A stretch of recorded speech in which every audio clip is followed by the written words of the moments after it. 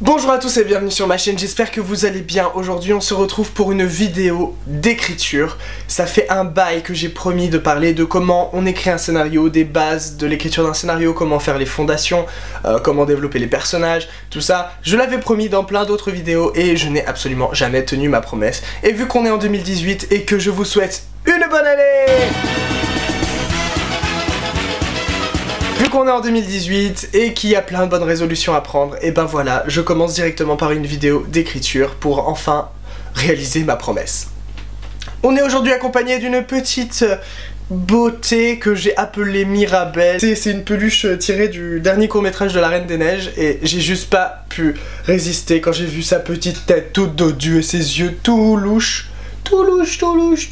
Je suis également présent sur les réseaux sociaux, sur Facebook, sur Twitter notamment, au nom de Gaga C'est Lire, mais je mettrai le lien directement dans la barre d'infos, ce sera plus simple. Et j'espère vraiment vous retrouver très vite pour qu'on puisse encore une fois continuer de faire grandir ce petit réseau qu'on est en train de créer. On arrive bientôt aux 200 abonnés et je suis ultra content. Ça fait juste plaisir d'avoir des gens qui nous suivent alors qu'on ne les connaît pas et qui sont là prêts à partager des idées et prêts à écouter les idées des autres. Et pour ça, je vous remercie. Pour écrire un scénario, il faut passer par plusieurs étapes obligatoires. En tout, j'en ai compté 6, des étapes très importantes sur lesquelles on ne peut pas passer. Parce que si vous passez l'une de ces étapes, il y aura forcément quelque chose de bancal dans votre récit. Première étape pour développer un scénario. Il va falloir que vous soyez capable d'exprimer oralement et rapidement votre histoire. Dans le jargon du cinéma, on appelle ça un pitch. Faire le pitch d'un film revient à expliquer 4 éléments primordiaux pour le développement de votre histoire. Premièrement, la situation géographique, ou du moins l'espace-temps de votre histoire. Est-ce que ça se passe dans le passé, dans le présent, dans le futur? Tout ça, il faut que vous le mettiez dedans. Ensuite, le personnage principal, l'élément déclencheur de votre récit, donc quelle est la chose qui va commencer la quête de votre personnage. Et enfin, l'obstacle même au personnage pour réussir à réaliser sa quête. Pour vous aider, j'ai pris un exemple que la plupart d'entre vous vont connaître à mon avis, et il s'agit de Hunger Games. Dans une société dystopique divisée en 12 districts, chaque année sont organisés des jeux appelés Hunger Games où 2 tribus de chaque district sont tirées au sort pour se battre à mort, le tout diffusé à la télévision. Katniss, voyant sa sœur tirée au sort, décide de prendre sa place, de concourir à ces jeux où elle ne semble n'avoir aucune chance de s'en sortir. Société dystopique divisée en 12 districts, nous avons donc l'espace-temps et les conditions un peu de vie des personnages. 2. Katniss, le personnage principal. 3. Les Hunger Games qui sont, on va dire, l'obstacle à sa réussite. Et l'élément déclencheur, le tirage au sort, tout simplement. J'espère que c'est assez clair pour vous, mais à partir du moment où vous avez cette base de récit, vous êtes prêt déjà à passer à la deuxième étape, qui est la structure de votre récit. 2. Comment la structure se construit-elle? Vous allez devoir retrouver pas mal d'éléments de votre histoire et je vais douiller à vous expliquer ça. La structure comprend une situation initiale, un élément déclencheur, un climax d'acte 1, un climax de milieu de film, donc un mid-climax, un climax final et une résolution.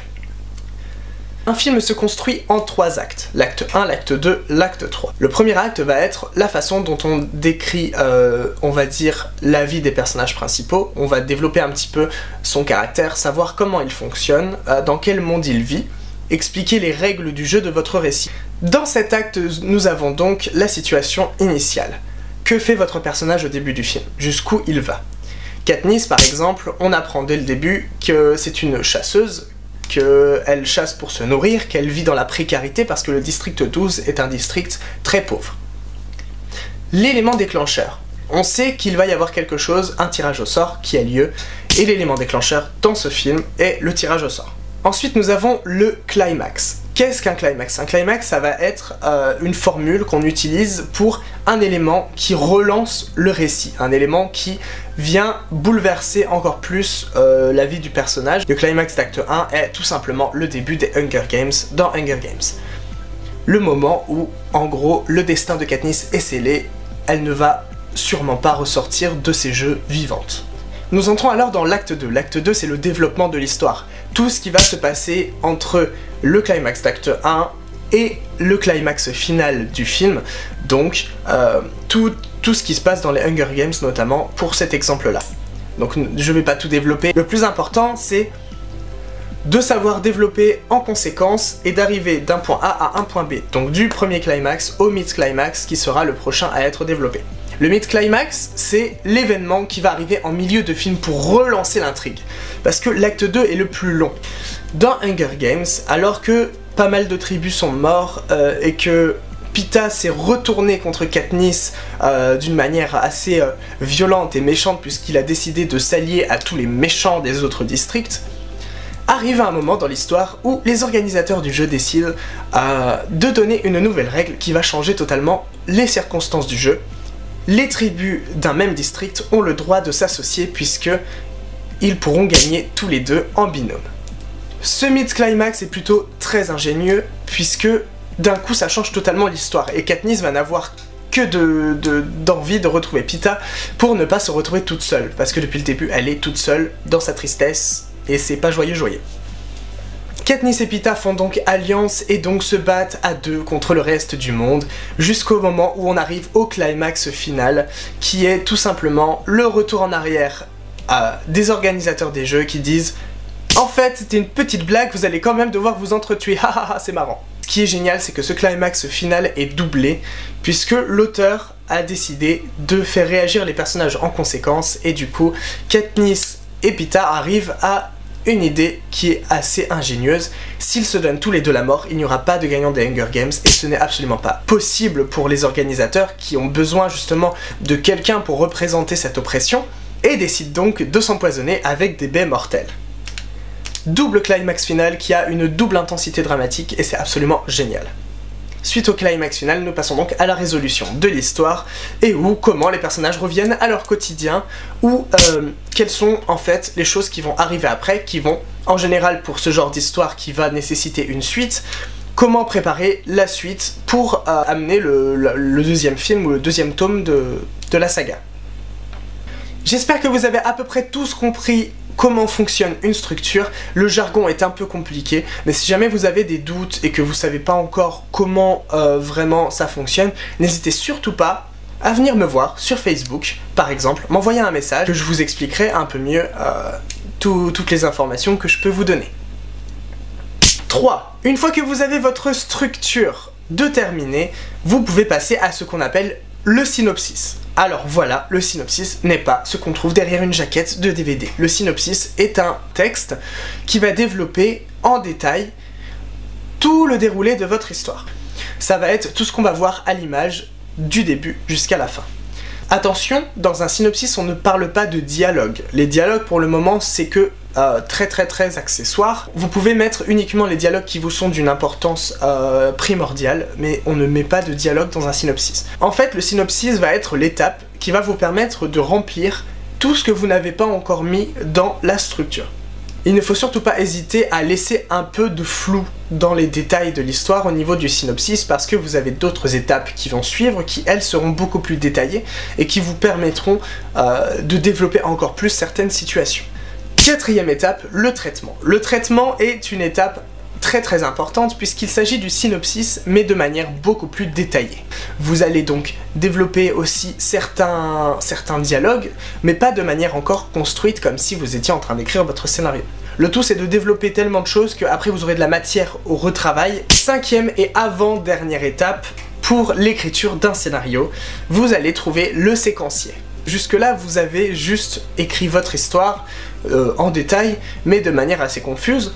Mais on est quand même scénariste avant tout, et l'idée c'est quand même de fonctionner selon un format de scénario. Le séquencier va être là pour restructurer tout ce que vous avez mis, mais sous forme de séquence.